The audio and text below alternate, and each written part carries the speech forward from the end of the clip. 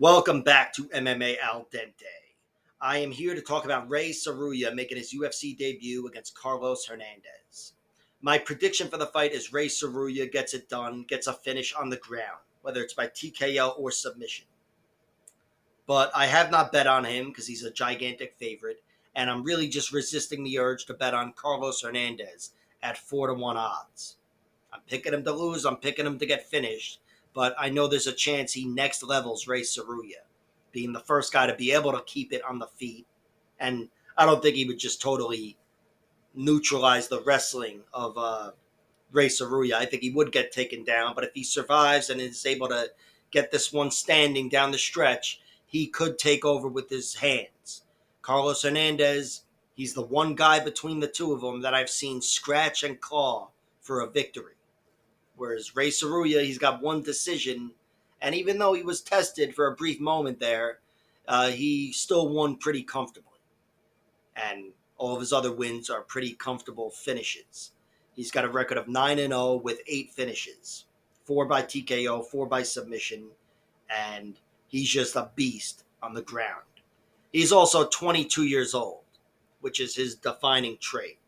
Even if he loses this fight and his next 3, he's still got a future in MMA.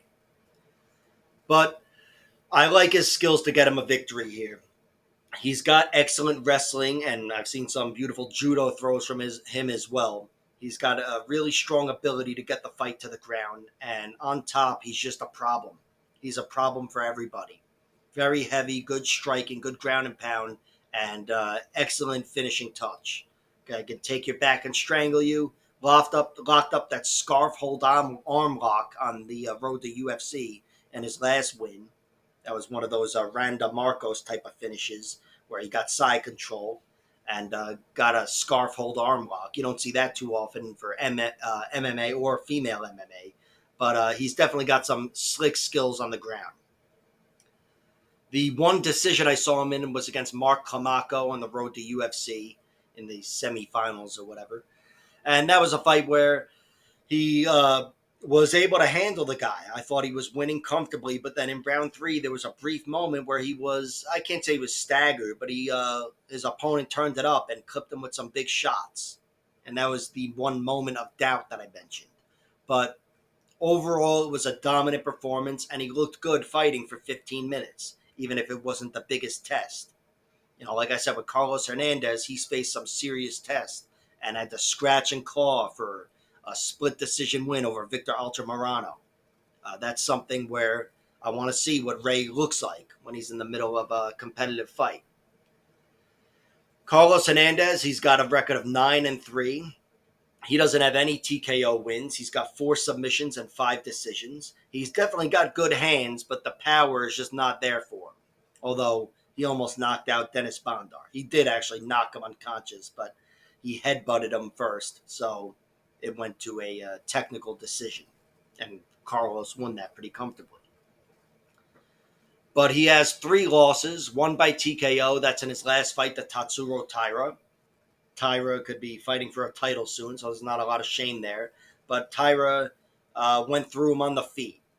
Taira's a problem, as big a problem on the ground, but on the feet he went through him, and it's a new wrinkle for Carlos Hernandez, having had his chin cracked. Alan Nascimento, who's a very good fighter who might have fucking retired. I don't know. I feel like I never see this guy. But he's an excellent fighter, durable guy with incredible skills on the ground, and he's the one guy to submit Carlos Hernandez. Got it done pretty quickly a year ago with a rear naked choke. And then his other loss was in his MMA debut. That was at this point 7.5 years ago, but it was to this guy, Gustavo Ballart, who's a Greco-Roman wrestler, and he's 4 foot something. Incredibly short, Darren Wynn type of short. And he was able to get inside of Carlos Hernandez, rip him to the mat, and win that type of fight. Figured I'd mention he was tapped out as an amateur, a round 3 armbar. Haven't seen it, but just know that I know it happened. So there's that.